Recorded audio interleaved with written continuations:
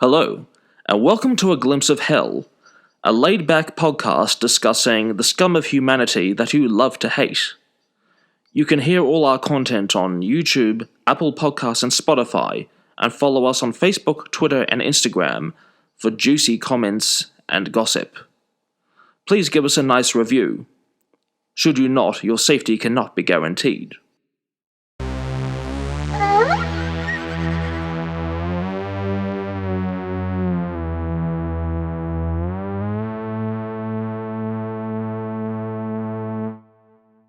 Hello, everyone, and welcome to A Glimpse of Hell I wouldn't say I'm the host of this show. I think we dual host this. I host our other podcast. Well, we co-host, and if we ever have a disagreement over who has that title, I guess we're probably better informed than some of how to get rid of the evidence. Yeah, that's true. Welcome to A Glimpse of Hell with Rachel and Matt, and we record down here in Melbourne, Australia. We are two good friends who conversate about various true crimes of history, and we do love I don't think love is the right word, but we are specifically interested in historical true crime. We see the intellectual merit. We do, and our other podcast, When Movies Were Good, is about classic films. So it was. We would often have these very long-winded discussions before we started recording that about true crime. So we thought, well, why not? And welcome to A Glimpse of Hell. We are discussing a very sad case today, and all the cases that we discuss are sad, horrible, and of course we always send our love and compassion out to the people that were affected by these, because they are the important people in this. And in this case we are speaking about a very horrible creature in history by the name of Beulah Georgia, as she was known, Tann, and she lived from July 18th, 1891 to September the 15th, 1950. And so she was for lack of a better term, she was a criminal. She was an American child trafficker, and she operated an organisation by the name of the Tennessee Children's Home Society, which sounds great, doesn't it, Matt? But it was anything but. Well, I think we've cottoned on well that most major institutions that were responsible for the care of children in past century or even just a few decades ago were often very poor management in their standards, and often leads to an abusive intellectual environment, and that's when they're not being neglected medically. Yeah, definitely. So essentially, she trafficked in children that she stole, essentially. So she had this adoption agency in Memphis, Tennessee. She came from a social working background, and for someone like her who was unmarried, didn't want to be married, was in one of those sort of, I guess Matt and I were discussing this before, I guess you could call it a Boston marriage with another lady. So two well-to-do ladies lived together. They had a personal relationship. Which was really just an old-fashioned term for saying two rich ladies with independent property living together. Yeah, that's true. And some relationships are romantic and some weren't, but I believe hers was. And she used this Tennessee children's home that she had in Memphis, Tennessee, after she'd sort of worked around in Texas and other places, and it was an unlicensed home. And she basically ran a black market adoption scheme there from the 1920s, and she was closed down and investigated not actually long before her death. So one of the other tragedies in this story, she was never brought to heel for her crimes. Not only that, but none of the criminal apparatus that supported her corruption was ever brought to justice either. They all retired or died before anything happened. Yes, so there were judges, there were mayors in the local constituency around her that were all complicit in this. And as we know from our discussions about Jonestown and, who was that German horrible person? Adolf Eichmann. Eichmann, yes, sorry. I was thinking of several other names I could have put there. They were enabled by other people. These people don't operate on their own, and the people that enable them are, in my book, just as bad as they are. So she died of cancer, which isn't a great way to die, but that claimed her life just before all the reports and evidence of her crimes. Well, let's just hope a few people with Halloween costumes are poking her behind with forks right now. Yeah, I hope that, and we hope that for most of the people that we discuss here, and definitely compassion for the people whose lives were tragically affected. And so what she did was at the time when she became a social worker, so she was born, let's see here, 1891. So she was a social worker in the early 20s or so. And back then, adoption was something, we were discussing this also, adoption wasn't something that was as widely viewed as it would come to be. Now, obviously, adoption is a much different in this modern day and age, and there's not as many children to be adopted, etc., etc. People are going overseas, people are fostering and then adopting, but back then it was all very hush-hush. There were closed adoptions, meaning the children couldn't find out about their background, and before this woman came on the scene and sort of normalised adoption, not just in her home state of Tennessee, but across the US, where she trafficked in these children, it was sort of I don't know if you'd use the term taboo, but it wasn't something that people wanted to discuss, because I guess you're talking about issues of fertility, womanhood, motherhood, and I don't think a lot of women at the time wanted to discuss the fact that they couldn't have children. And also we were discussing other issues to do with it, like they wanted blood relatives, they wanted, you know what I mean? So it wasn't as such an open thing. So the one thing that she did do was help, I guess, normalise adoption, which is probably the only decent thing that she did, except her way of adoption was far from normal. There could also at sometimes be rather unpleasant motivations for adoption in different times too. They could be racially motivated, part of how, because it's well known now that in Australia huge amounts of children were often brought here under flimsy pretenses during and after World War II. And part of that was the White Australia policy. Created a huge demand for Anglo-Saxon children to be brought over, and so it was to a lot of corrupt people's benefit to bring Caucasian children when their parents may have been still able to take care of them in the UK. Yeah, so, well, that's an interesting thing. I wasn't too aware of that. Obviously, there was... And it was a similar thing in parts of America too, just to do with ideologies of the better people to be brought up with. So, she was definitely... she was a racist. She didn't deal with any non-white children.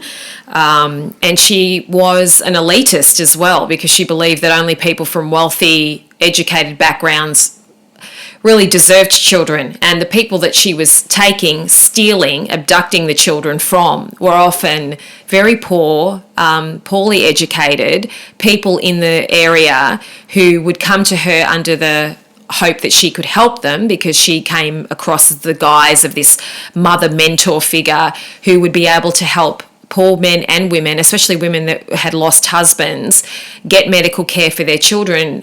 The women gave her the children to take to the hospital under the pretext of getting medical care, and then were told that they had actually died, when in fact she'd kidnapped them and adopted them out. So that was one of her many operations that she had going on. Sometimes she'd just drive in poor neighbourhoods with her nice car and offer a ride.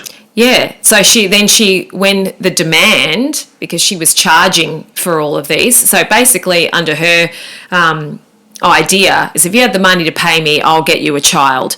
So the other tragic thing that we'll go through as well is that she didn't... yes, a lot of the children were adopted by rich families. They could also potentially be returned by these rich families as well. She did favour the children that suited the sort of adoptive parents that she trafficked to. So one of the most well-known people that did actually procure children from her is, of course, Joan Crawford, who wasn't really known for her mothering skills. Her two youngest, her twins, Kathy and Cindy, were actually procured from this woman. Yeah, we should mention that because this Georgia Tann was working corruptly, that didn't necessarily mean that the parents she was adopting out to were under the knowledge that they were being obtained this way. Of course, they probably could have taken a lot for granted. I think there was probably an assumption that most middle-aged women working in child responsibility roles could be trusted with anything, and that's the sort of prejudice that you could work to a cook's advantage. But definitely, plenty of notable people fell into Georgia Tann's hands.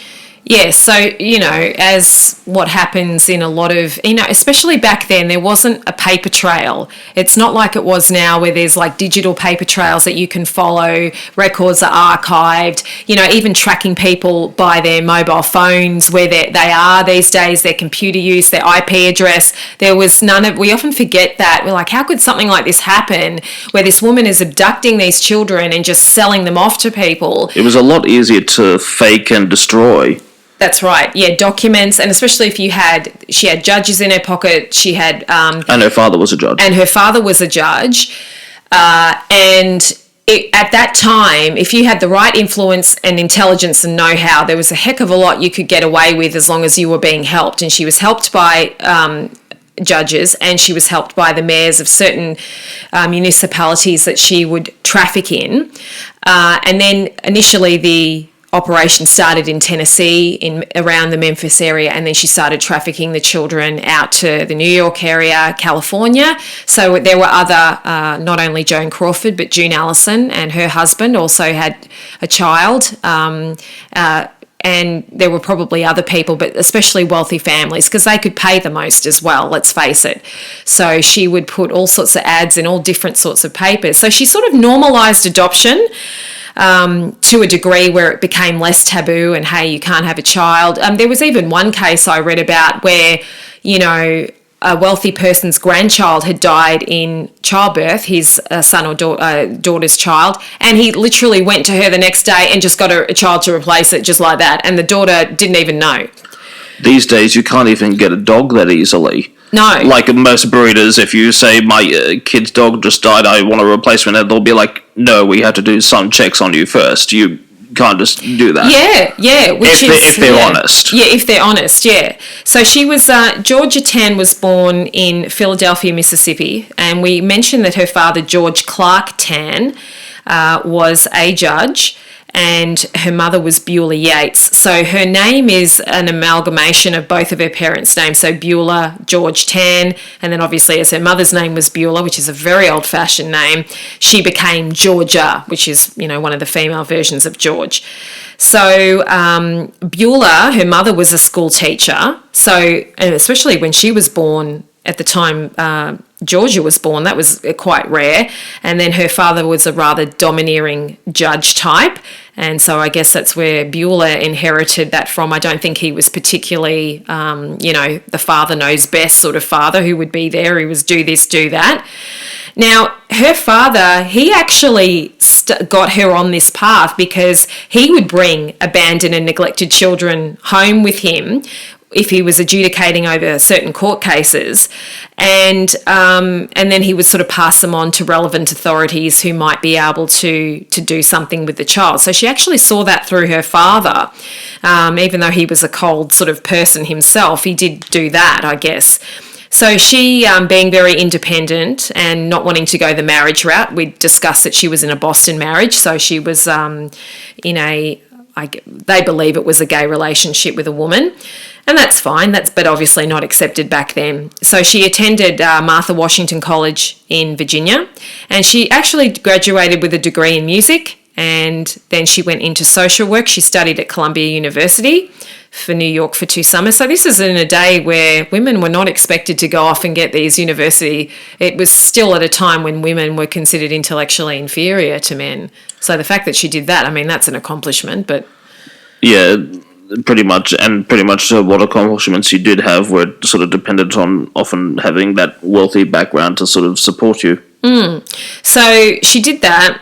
She got into sort of social work and decided that music wasn't for her. Then she decided she wanted to be a lawyer, potentially a judge, as her father was, and under his... So there's a couple of different ways you can study law. The most common way now is to go to university and intern and all the rest of it, and that is in the US. But you can also kind of do like a practicing law study where you train with a lawyer. That's not as common now. I think actually Kim Kardashian, that's how she's studying law. She's actually doing on-the-job training and then does her exams that way, rather than being in uni doing the theory and then going out and getting experience. Although I'm sure it's no problem for her to get tuition for Harvard. Yeah, it's more of a on-the-job training, but I think it's not really the norm. Most people go to university, but back in these days, this is how you train to be a lawyer. So she read law with her father, and then you've still got to go on and pass the bar and all the tests and everything, but you're sort of doing on-the-job training as opposed to sitting in a classroom training and then doing some on the job. So obviously she didn't want to get married, she didn't want to have children, and even though she was a qualified lawyer, her father stepped in and said, no, you're not doing that. And so what she had studied in social work, along with teaching and nursing, were really the only professions that women could get into, and that's exactly what she did. So she did do one of her first stints as a social worker, which was a very new profession, I guess, at the time. She briefly worked in Texas, and then she came back over to Tennessee, and then she started working at the Mississippi Children's Home Society, working as a director there. She herself in 1922 adopted an infant called June. She wasn't particularly motherly, and I believe that June grew up with being cared for by other people. And then she took up with this woman, and they became a couple. And then she moved to Memphis. This was in 1924.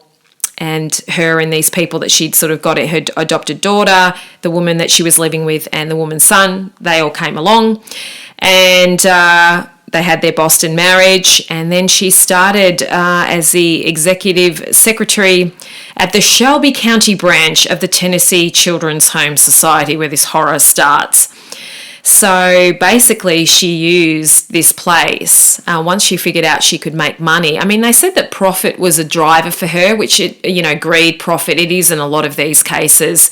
Well, she reminds me very strongly of Al Capone, where she caught on to this opportunity for high profits and sort of in a spiraling cycle used it to buy influence to increase her buying power and get more profit that way.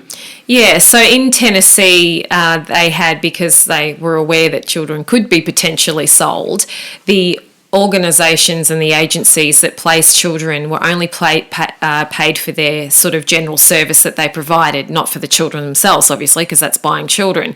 So when she figured out she could go over state lines and sell to wealthy clientele, she could charge a lot of money to place a child with a family that wanted one, and that's how she made her money. So I guess there were still some sort of checks and balances on her in Tennessee, but outside of state lines, because when we talk about Joan Crawford, her two eldest children, so obviously Christina, who's probably her most famous child because one, she was an actress, and two, because she wrote that famous book, Mommy Dearest. But Christina and her brother Chris, they were adopted through another agency. And yes, because Joan was Joan Crawford, she was able to do it, even though she wasn't sort of in a stable relationship or married. But to adopt, she had to go outside of California to get the twins. So that's why she ended up utilising their services. So Beulah, Georgia wasn't going to care too much that she wasn't married or anything. And then so funnily enough, in that case, the twins said that she wasn't that bad to them. It was more Christina and Christopher that said that she was horrible. So I think she was just an unavailable person and probably shouldn't have been a mother anyway. But so... It's a similar story with comparing Elton John's experience with his father and his much younger brothers. Yeah, well, that's right. Yeah. I mean, I haven't read like any of Elton's biographies or anything like that, but just through seeing. I don't think his father was supposed to have been cruel, just like very distant and like not huggy type, which is. Everyone was like that back then. Yeah, but I saw portrayed in Rocket Man that he was to the younger children, and when Reginald, aka Elton, would come over, he'd just be, I don't know whether it was that he thought Elton was gay or what the situation there was, but he wasn't out at that time. I'm not sure. I haven't read enough peer-reviewed sources to give an opinion on that matter. Yeah. But there was obviously something between the two of them, and Elton did feel very abandoned. So in relation to what we're talking about with Joan Crawford and her children, yeah, I mean, the twins had a different view of her. It could have just been that she was also under more scrutiny as well, and also getting older. Obviously, when she had Christina and Chris, she was a bit younger, so maybe she was a bit full on. So eventually, as time went on, Georgia built up, she had properties, she was driven around town in a limousine, she was making a heck of a lot of money out of this, and she would adopt to the highest bidder. So there were no checks on who was adopting, there was no checks on, fine if you're with a wealthy traditional family, it doesn't mean you were necessarily treated particularly well, but no background checks on, other people that she'd adopt to. Some children were given out to, labour farms, and then the children in her care that maybe were not the optimum children to be adopted, they were malnourished, they were not treated right, things like diarrhea, lots of, what's the term I'm looking for? We always say gastrointestinal issues were happening with the children. They were becoming very dehydrated, and small children, obviously aren't the same as adults, and it's bad enough when an adult becomes dehydrated, but they were dying from this. So hundreds... You can probably be sure they weren't getting all their vaccinations either. No, that's right. And when a doctor would come in and see the children, Georgia and her team of nurses, if you could call them that, were recommended to treat the children and take them to hospital, especially the newborns that she was procuring, because they had a rule back then that the baby needed to be 5 pounds to leave the hospital so that they were given the best chance in life. And she didn't care. She just took the babies away. And if they didn't thrive and survive, then they mysteriously died and went missing. So lots of children were abused to the point where they died from, being malnourished or not treated well, from diarrhea, things that can be treated even back then. But because the sanitation was so bad where they were living, they had all these GI issues, like gastrointestinal issues, and we're just dying from things that could be treated, not to mention things like tuberculosis and all sorts of other situations. And she didn't care. If it wasn't worth her taking the child in and getting the child looked at, she just didn't do it. So God, what a horrible way to operate. So this was all going on in secret. The children weren't buried properly. A lot of them weren't. A lot of them, so they estimate anywhere from like 500 to 3,000 children, I think. They just can't put a... Well, they just didn't have the paperwork to corroborate the evidence. And it's crazy how what you could get away with poor documentation back then, because there's one crazy example, a paedophile who was living in Australia for decades. He only died about 5 years ago, and he worked in a lot of amateur rail societies where he abused a lot of children that were involved with them.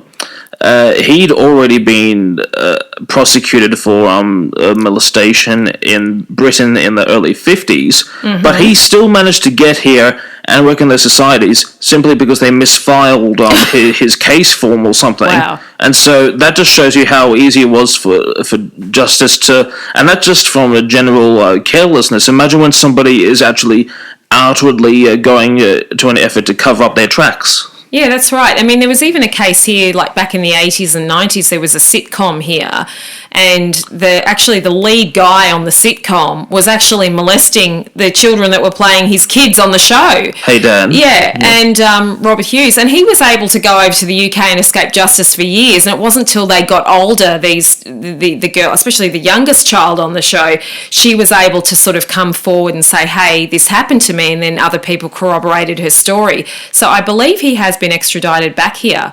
And don't quote me on this, but I think he is now serving time in jail. Whatever he's doing, I'm sure he hasn't got many agents willing to work with him. No, but that was just an unbelievable thing. It's like I used to watch that show growing up, and, just back to what we're talking about with the situation with Georgia Tann, it's like if you have people, I mean, there would have been people, other adults on that set of that sitcom who would have seen his behaviour, even if they didn't observe the direct interaction, just how weird he was around the kids, and did nothing. And we relate it back to what we're talking about here. It's if you've got those enablers, it's very hard when things are sort of so closed off and everyone's bribed and paid off to get anything done. And it's not until people outside of this of the situation who aren't financially involved or criminally involved, then you start sort of seeing where things fall. So as time went on and Georgia needed more children to adopt out interstate, that's, as Matt said, then she started abducting children, older children on the way home from school, going into mental facilities where women were about to give birth and just taking the children from them. And the judge that she had on her payroll would just sign off on it, no questions asked. So that was just a failure of everything. And when people did bring things up, they were intimidated by her and the machine behind her and her money, because she was becoming quite wealthy. She also spent a lot of her money and wasted it as well. And and records were destroyed, birth certificates were destroyed. So, it's actually amazing how much she got away with, really. Yeah. And, there's no real justice in any of this story. Nobody really faced the consequences. That's right. So we were speaking about the judge. So the judge who was involved was Camille Kelly. So another woman. You often hear about men doing these trafficking things, and even today, going across into different countries, you see things happening in Southeast Asia and the terrible things. But the fact that these crimes was committed primarily by a woman, but her biggest enabler was also a woman, it's just unbelievable to me. Well, yeah, there were plenty of stereotypes about women being the most suitable for childcare at that time, and I guess they would use that to their advantage. Yeah, well, they obviously did. I mean, so basically, she used her position to, if Georgia went to the court and said the mother's unfit, this and that, even if that wasn't true, this Judge Kelly would just sign off onto it. So, and I think she was quite an early what was it, the first female judge or something of that district or something. So if it weren't for this, she'd have been quite a pioneer. Yeah, that's right, because she did, the one good thing she did was sort of normalise the concept of adoption being a positive thing, because wealthy families were adopting children. It wasn't just something that was hush-hush and passed through families. I suppose, back then, if you weren't blood related to someone, they weren't your concern, sort of thing, and this sort of, which was good, because taking children out of a bad situation and putting them into a better one, especially with a family that can't have children, is a great thing to do, as long as it, works for all the different parties. And that's not what Georgia, I mean, there was even, Georgia's attorney, a guy called Abe Waldauer, pardon me if I haven't pronounced it right, said that certain couples could just take ownership of the child for a year, and if the child wasn't to their specifications, they could just return the child. I mean, can you imagine what that would do to a young child? It's bad enough when your, natural parents aren't treating you, oh, we didn't want you and this and that, but imagine being adopted and you think you've got a home and then being kicked out because you weren't, Like, you'd be shunned for doing that to a dog. That's right, and people, which is good. It's definitely good. So, yeah, unfortunately, as time went on, so this went over the course of 2-3 decades, the children that were kept in her care that couldn't be adopted out, they were neglected, they were physically abused, even in cases sexually abused, and murder just through neglect, and sometimes willing murder, because if the children was abused and they had an injury from that, it's not like Georgia and her cohorts were going to take them to the doctor. So this went on and on. She was raking in money from all around the country. The people that worked for her were an all-female staff called nurses, although I doubt they had but they were not qualified nurses, and a lot of people were dependent on her for living conditions. So they just kind of worked there in exchange for board, essentially.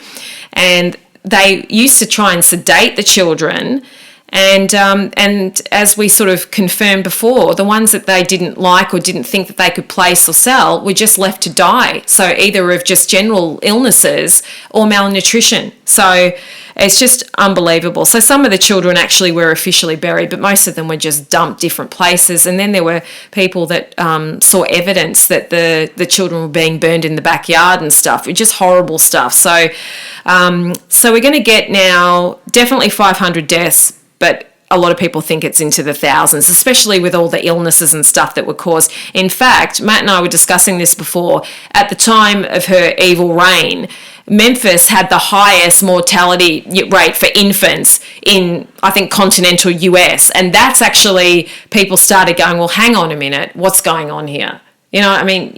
All of a sudden, ever since you came into town, the mortality rates of children are just gone right off the right off the docket. So what's going on here?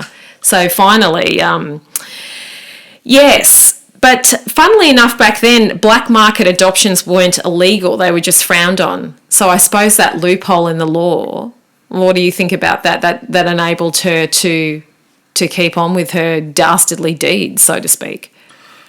I suppose behind every law of welfare is the realization that somebody will do to the contrary. I mean, it's like when looking at why burglars or bank robbers can get dealt a harsher prison sentence than a rapist. It's because you assume that it's because beforehand there's an assumption that there's something moral that holds back a person from doing these unspeakable acts. But apparently there are those that just have no conscience. That's right. So the good thing is as we started getting further into history, she's getting older, this scam's been going on for a while. Once she lost some of the people, her cronies that she had in place, some of the mayors, some of the judges, some of the court cases started getting assigned to judges that had no affiliation with her and that she couldn't blackmail with the various things that she knew about what they were up to. And that's when things actually started changing. So in 1950, Tennessee had a new governor, Gordon Browning, and he started from the social workers, the new social workers, because obviously by that point it was more of a profession for people to be and not just something to do because you didn't want to get married. Professional social workers were noticing the condition of the children, people making claims that their children had been taken from them and this time them being investigated. I guess like 1950 is a lot different to the late 20s. There's a bit more record keeping, there's a bit more technology, children can be looked after in hospital, the birth rates, the infant mortality probably just went down, but just by the fact that they had more care for children and for mothers, like with things like sepsis and all the rest of it. So these social workers were seeing what was going on in the area that she lived in. And then the governor decided to do, and also he was receiving reports that the agency were actually selling children across state lines and for profit. So they got a district attorney involved into it and also a public welfare commissioner. And she was accused of receiving more than $1 million in profits. And back then that was big dough for what she was doing. Well, you can conservatively say inflation is about double every 10 years. It's a rough estimate, but still it gives you a scope of how much she'd have made. That's right. So basically that year she was on her final legs anyway because she was suffering from uterine cancer, which is something that there are treatments for now, but back then not so much, especially if the examinations and stuff and MRIs and all sorts of things aren't obviously were not available back then. So she, just as these investigations and a report was about to be released, she died a few days before that. So while she didn't ultimately escape with her life, she escaped from justice in this world anyway, sadly. And so did that judge as well, Camille. She, by the time they started investigating her, she also had passed away and resigned and passed away as well. So, I mean, gosh, what's the aftermath of all this? I mean, gee, so she's estimated to have stolen 5,000 children and God knows how many died in her care, well over 500 for sure. And I guess the state wanting to just put a moratorium on the whole thing, just declared all of the adoptions that she was involved with legal, and then they just went on from there. Because how are they going to... So probably the most famous person who, being a wrestling fan, I didn't realise that Ric Flair, the wrestler, who's, if you're into WWE or F or whatever, he WCW, all the big wrestling conferences, even though he's sort of an elderly person now for a wrestler, he's well into his 60s, if not 70s, I think, but he's still out and about there, flamboyant. He was actually one of the children that was adopted in this scheme, so that would have been something for him very hard to sort of overcome. So I didn't realise about that. So. Well, we only came across this whole story by accident, just as a result of our other podcast, because we did our review on Joan Crawford, and we found out where she adopted some of her children. Well, that's right. And look, I guess a little bit like the Titanic, in the wake of a disaster, at least some good things happened. So eventually, as time went on, she would create false birth certificates for the children that she was adopting out. So it just resulted that eventually in the different areas of the US, they started standardising how adoptions would take place. In most countries, they do have open adoptions where the children can easily find out about their family if they so wish, whereas back in her day and in the US, it's still common practice for the adoptions to be closed, meaning that the children don't have access to their original birth certificate or much, if any, information about their birth family unless their birth family reaches out to them. So other things happened, like in the late 70s, there were different legislation enabling siblings to find each other. So I suppose the good thing was, once they saw the horrors of what had happened, just making things a bit easier for adopted children, one, to be placed in with checks and balances against who they were being placed with, and also that the children could potentially find out about their adoptive parents. So, it's we were reading the stat that, like in the Boston area, before Georgia got involved with adoptions in Tennessee, they would only place like 5 children a year. And she was placing, in her heyday, hundreds of children a year into different adoption homes. So, there is now a Tennessee Children's Home, which fortunately has nothing to do with the one that she was involved with. Yeah, that's one place that would need a lot of rebranding. Yeah, definitely. So, what are the issues around, and how are these people able to do it? Well, they're able to do it when they have people helping them out. And essentially, with a lot of these very sad stories, when you have a bunch of enablers, especially people that supposedly work in the government and supposedly work in law, when you have them on your side, it's just unbelievable how much money corrupts. But I think just from reading about her background, I don't know whether she wanted to live more as a man or what she wanted to do, but she wanted power, she wanted influence, and because she wasn't able to practice as a lawyer, maybe if she'd been a ruthless lawyer instead, she would have taken all of her aggression out on that, rather than taking children away from families. But she definitely let the greed and the profit go to her head, and also her mistaken belief that taking children from poor families and giving them to rich families would make them naturally better off in life, and that was not all the case. And I guess the Crawford children are perhaps an example of that.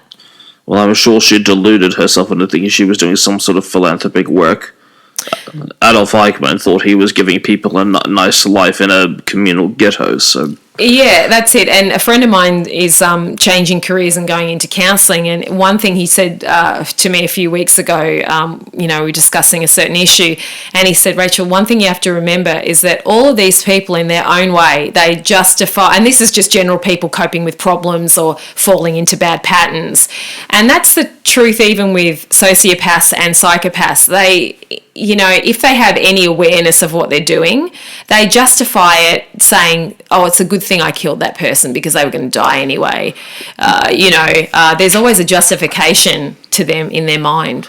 Well, when I did an acting class, that was the most important thing I learned, in that you can never play a person judgmentally, and that you can't try and create a veneer of evil, because every person will always believe there is a perfect justification for what they have done. Well, that's right. Or that they at least are entitled to be revengeful or work to their own ends or whatever. Yeah, and they do what works for them and gives them that emotional payoff. And obviously, certain people's brains are just not set up right, and anyone that would participate in anything like this. But it was just amazing how many people. Like, I always just wonder, how could that tragedy at Jonestown have occurred? But it happened because he had enablers who would run the camp with him, especially when he was becoming further and further incapacitated. And that's what I learnt from this very tragic case. So there were children who went through the process, and some of them had great lives. I'm sure that they did. So obviously many of them had horrible ones, and our heart goes out to the poor children that suffered and lost their lives at the home with her and her cohorts. But I think importantly enough, some of them were able to find their birth parents again if they were still alive. So there was something good that came out of it. But ultimately, adoption is a great thing as long as all of the parties are aware, everything's above board, and it can be a wonderful thing. But in this case, it certainly wasn't, and played into the stigma of the time, motherhood, lack of ability to have children, all sorts of things. And there was a lot of shame, especially back then when a woman's primary role was to be a mother and a wife and a home caretaker if you couldn't have children. So, yeah. And it's all well to talk about the welfare of children being the responsibility of the family, but sometimes the family isn't there for them. That's exactly right. Well, this one was a really interesting one for us, a very interesting historical case. Now, there are a couple of telly movies. If you go and have a look on YouTube, there's a few telly movies. Stolen Babies is one, which I'm actually going to watch. I think Mary Tyler Moore's in that one, so I will watch that. Many different true crime podcasts, like I listened to a really good one from True Crime Brewery. They always have excellent research in their cases, and that's one of my favourites, but there's actually lots of others. It's a really interesting, and lots of sort of news articles and stuff when they started opening up the records about this case, and people were able to talk about it a bit more. And there's been a couple of historical fictions based on the storyline as well. I think there's been one recent academic book that's come out, but I think there needs to be far more written on this topic, in my opinion. Yeah, definitely. And someone actually who was commenting on one of the podcasts that I listened to said that there was lots of situations in Ireland, especially through the Catholic nunneries and churches, about what they did. And not only did they take the children away from the women were then forced into working, like slaves for them. So, not just in Ireland, a lot of similar stuff happened in the Abbotsford convent here. Yes, so even here in Australia, and then there's other issues with the stolen generation of Aboriginal children. So just some terrible things that still resonate in our society here in Australia and many of these places all around the world. So, it's not let's face it, it's not an easygoing thing to sort of look up and research, but very interesting. And for some children, there was a good outcome, and unfortunately, not for many of them. So that was the horrible tale of Beulah George, aka Georgia Tann. And we thank you today, Matt. Is there anything you wanted to say in closing, or? Well, we hope you did find this video / podcast interesting. So, if you would like to hear more of our programs in the future and listen to previous ones, please subscribe to our channels and give us a thumbs up or a good review on all our social media platforms on Instagram, Facebook, and Twitter. I think I'm getting more rehearsed at this. I think I covered every angle. Yeah, Matt normally does a lot of our social media, so because I tend to get a bit wound up looking at it. But we do appreciate any feedback, and if you have any suggestions for historical true crime, it's not the only thing we cover. We are planning to do a few Australian ones as well, but we're just waiting for a special co-host to be able to join us for the first one that we want to do. Yes, our resident expert. Yeah. So we're just waiting for someone to be available to do that one with us, and then we will cover that one. So there will be some Australian cases, and we do want to go really all over the world because, obviously America gets a lion's share of the true crime, especially in some terrible things, but they're certainly not the only ones. There's really amazing stories from all over the globe, South America, Africa, Asia, everywhere. So, and I'd also be interested to find out, how far back can we go? like, will we find a serial killer from ancient Egypt or something? You know what? I'm sure they exist. They definitely were in, Roman society, ancient Greece, you name it. So there's but if you have anything that we would find, because we're both, lovers of history, etc., we'd probably find that really interesting. So we'd appreciate any input and your input into what you thought about the case. But in the meantime, thank you so much. I'm Rachel and Matthew's Matthew, and thank you for joining us as we viewed A Glimpse of Hell.